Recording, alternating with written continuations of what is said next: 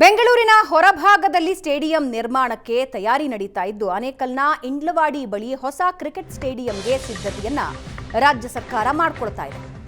ಇದರಿಂದಾಗಿ ಸ್ಥಳೀಯರು ಭಾರಿ ವಿರೋಧ ವ್ಯಕ್ತಪಡಿಸ್ತಾ ಇದ್ದು ಚಿನ್ನಸ್ವಾಮಿ ದುರಂತದ ನಂತರ ಸ್ಟೇಡಿಯಂ ಸ್ಥಳಾಂತರಕ್ಕೆ ಚಿಂತನೆ ನಡೆಸಲಾಯಿತು. ಆನೇಕಲ್ನಲ್ಲಿ ಹೊಸ ಸ್ಟೇಡಿಯಂ ನಿರ್ಮಾಣಕ್ಕೆ ವಿರೋಧ ವ್ಯಕ್ತ ಆಗ್ತಾ ಇದೆ. ಪರಿಸರ ಸೂಕ್ಷ್ಮ ವಲಯದಲ್ಲಿ ಸ್ಟೇಡಿಯಂ ಬೇಡ ಅಂತ ರೈತರು ವಿರೋಧ ವ್ಯಕ್ತಪಡಿಸ್ತಾ ಇದ್ದಾರೆ. 3 ಕಿಲೋಮೀಟರ್ ದಾರಿ ಉದ್ದಕ್ಕೆ ಜನ ಬಂದಿರೋದು. ಆ ಕಡೆ ಕಾರ್ಯಕ್ರಮ, ಈ ಕಡೆ ಊಟ, ಸಿಎಂ ಮಧ್ಯದಲ್ಲಿ ಬಂದ್ರು. ಎಲ್ಲ ಸಿಎಂ ಅಂತ ಎಲ್ಲ ಕಾಣೆಲ್ಲ ನಿಂತ್ಕೊಂಡ್ರು. ಎಷ್ಟು ಖುಷಿ ಪಟ್ಟ ನೀರೆಲ್ಲ ಬರುತ್ತಲ್ಲ, ಆಕ್ಸೆಸ್ ರೋಡ್ ಕರೆಕ್ಟ್ ಆಗಿದೆ. ಬಟ್ ನಮ್ಗೆ ಏನು ಅಂತಂದ್ರೆ ಈ ಫ್ರಂಟ್ ಇಲ್ಲಿಂದ ಅಲ್ಲಿಂದ ಇಲ್ಲಿಗೆ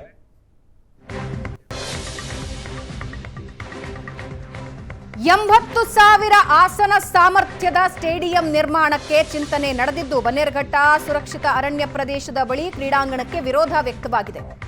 ಸ್ಟೇಡಿಯಂ ನಿರ್ಮಾಣದ ಹಿಂದೆ ಭೂಗಳ್ಳರು ರಾಜಕಾರಣಿ ಇರುವ ಆರೋಪ ಮಾಡ್ತಾ ಇದ್ದಾರೆ. ಪಾರ್ಕ್ ಸುತ್ತ 260 ಚದರ ಕಿಲೋಮೀಟರ್ ಸೂಕ್ಷ್ಮ ವಲಯ ಘೋಷಣೆಯಾಗಿದೆ. 2020ರಲ್ಲಿ ಸೂಕ್ಷ್ಮ ವಲಯವನ್ನ 160 ಚದರ ಕಿಲೋಮೀಟರ್ಗೆ ಸರ್ಕಾರ ಇಳಿಸಿತ್ತು.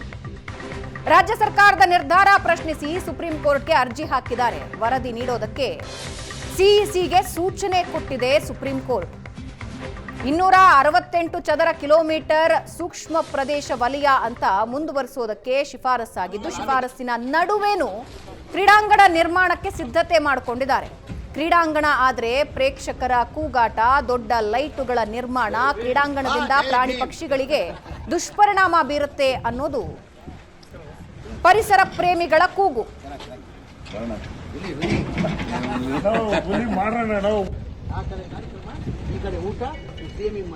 ಇದೇ ತಿಂಗಳು ಬರೋವಾರ 23ನೇ ತಾರೀಕಿಗೆ ನಮ್ಮ ಇಂಟರ್ನ್ಯಾಷನಲ್ ಸ್ಟೇಡಿಯಂದು ಗುದ್ಲಿ ಪೂಜೆನ ಮಾನ್ಯ ಮುಖ್ಯಮಂತ್ರಿಗಳು, ಉಪಮುಖ್ಯಮಂತ್ರಿಗಳಾದಂಥ ಡಿ ಕೆ ಶಿವಕುಮಾರ್ ಅವರು, ಎಲ್ಲ ಸಚಿವರು ಸೇರಿ ನಾವು ಗುದ್ಲಿ ಪೂಜೆ ಕಾರ್ಯಕ್ರಮನ ಹಮ್ಮಿಕೊಂಡಿದ್ದೀವಿ 23ನೇ ತಾರೀಕು. ಅದ್ರ ಜೊತೆ ಟಂಡೂಲ್ಕರ್ ಅವ್ರಿಗೂ ಇನ್ವೈಟ್ ಮಾಡುವಂಥ ಬಾಂಬೆಯಲ್ಲಿ ನಮ್ಮ ಸ್ನೇಹಿತರಿಗೆ ಮಾತಾಡಿದ್ದೀನಿ. ಅವರು ಈಗ ಸಾಯಂಕಾಲವರೆಗೂ ಕನ್ಫರ್ಮೇಷನ್ ಕೊಡ್ತೀನಿ, ಬರ್ತೀನಂತ ಹೇಳಿದ್ದಾರೆ. ಇನ್ನು ಗ್ಯಾರಂಟಿ ಕನ್ಫರ್ಮೇಷನ್ ಮಾಡಿಲ್ಲ. ಬರ್ತೀನಿ, ನಾನು ಒಳ್ಳೆ ಕಾರ್ಯಕ್ರಮ ಇದು, ಹಾಗಾಗಿ ನಾನು ಬರ್ತೀನಿ ಅಂತ ಹೇಳಿದ್ದಾರೆ. ರಾಹುಲ್ ಡೇವಿಡ್ ಅವ್ರನ್ನ ಈ ಕಾರ್ಯಕ್ರಮನ ಕರೆಸ್ಬೇಕಂತ ಪ್ರಯತ್ನ ಮಾಡ್ತೀವಿ. ಇಲ್ಲ, ಒಂಥರ ಇಂಟರ್ನ್ಯಾಷನಲ್ ಸ್ಟೇಡಿಯಂ ಇದು ನೋಡಿರ್ಬೋದು. ಅವತ್ತು ಘಟನೆ ಆದಮೇಲೆ RCB ಮ್ಯಾಚ್ ಆಗುವಾಗ ಘಟನೆ ಆದಮೇಲೆ ಸ್ವಲ್ಪ ಬೆಂಗಳೂರು ಎತ್ತರದಲ್ಲಿ ಬೆಳೆದ್ಬಿಟ್ಟಿದೆ, ಭಾಳ ಕಷ್ಟ, ತೊಂದರೆ ಆಗ್ತದೆ. ಆ ಹಿನ್ನೆಲೆಯಲ್ಲಿ ನಮ್ಮ KHB ವತಿಯಿಂದನೇ 80,000 ಸೀಟಿಂಗ್ ಕೆಪಾಸಿಟಿದು ಸ್ಟೇಡಿಯಂ. ಓನ್ಲಿ ಕ್ರಿಕೆಟ್ ಅಂತ ಇಲ್ಲ, all sports, international sports 27 sports stadium ಮಾಡ್ತಾ ಇರೋದು ನಾವು. ಇದು 4ನೇ ಹಂತದಲ್ಲಿ. ಆಮೇಲೆ ಜನಗಳು ಆನೇಕಲ್ ಬಳಿಯ ಕಸ್ಬಾ ಹೋಬಳಿಯ ಇಂಡ್ಲವಾಡಿ ಗ್ರಾಮದಲ್ಲಿ ಒಂದು ವಿಶ್ವದ ಅತಿ ದೊಡ್ಡ ಸ್ಟೇಡಿಯಂನ ನಿರ್ಮಾಣ ಮಾಡಿಕೊಟ್ಟಿದೆ. ಸುಮಾರು 80,000 ಸೀಟ್ ಕೆಪಾಸಿಟಿ ಇರುವಂಥ ಒಂದು ಸ್ಟೇಡಿಯಂನ ನಿರ್ಮಾಣ ಮಾಡಿ, ಜೊತೆಗೆ ಅದರಲ್ಲಿ ಅಲ್ಲೇ ಪಕ್ಕದಲ್ಲೇ ಸುಮಾರು 2,000-3,000 ಕೋಟಿ ಹಣ ಖರ್ಚು ಮಾಡಿ ಒಂದು ಕ್ರೀಡಾ ಸಮುಚ್ಚಯವನ್ನು ನಿರ್ಮಾಣ ಮಾಡೋದಕ್ಕೆ ಹೊರಟಿದೆ. ಇದು ಕಂಪ್ಲೀಟಾಗಿ ಸರ್ಕಾರ ಇವತ್ತು ಏನು ಎನ್ವಿರಾನ್ಮೆಂಟಲ್ ಸೆನ್ಸಿಟಿವ್ ಝೋನ್ ಅನ್ನುವಂಥದ್ದನ್ನು ಸರ್ಕಾರವೇ ಒಂದು ಕಾನೂನನ್ನು ನಿಯಮವನ್ನು ಮಾಡಿದೆ. ಆ ನಿಯಮವನ್ನು ಉಲ್ಲಂಘಿಸಿ ಇವತ್ತು ಈ ಥರದ ಎನ್ವಿರಾನ್ಮೆಂಟಲ್ ಸೆನ್ಸಿಟಿವ್ ಝೋನಲ್ಲಿ ಇವತ್ತು ಅಂದರೆ ಅರಣ್ಯದ ಒಳಗೆ ಸರ್ಕಾರ ಇವತ್ತು ಇದನ್ನು ಮಾಡೋದಕ್ಕೆ ಹೊರಟಿರುವಂಥದ್ದನ್ನು ಕರ್ನಾಟಕ ರಾಷ್ಟ್ರ ಸಮಿತಿ ಪಕ್ಷ ವಿರೋಧಿಸುತ್ತೆ.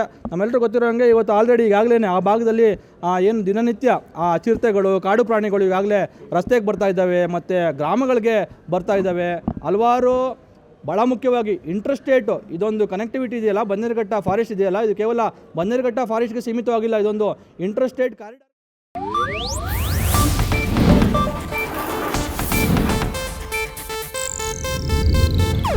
ಇದು ಏಷ್ಯಾನೆಟ್ ನ್ಯೂಸ್ ನೆಟ್ವರ್ಕ್ ಪ್ರಸ್ತುತಿ.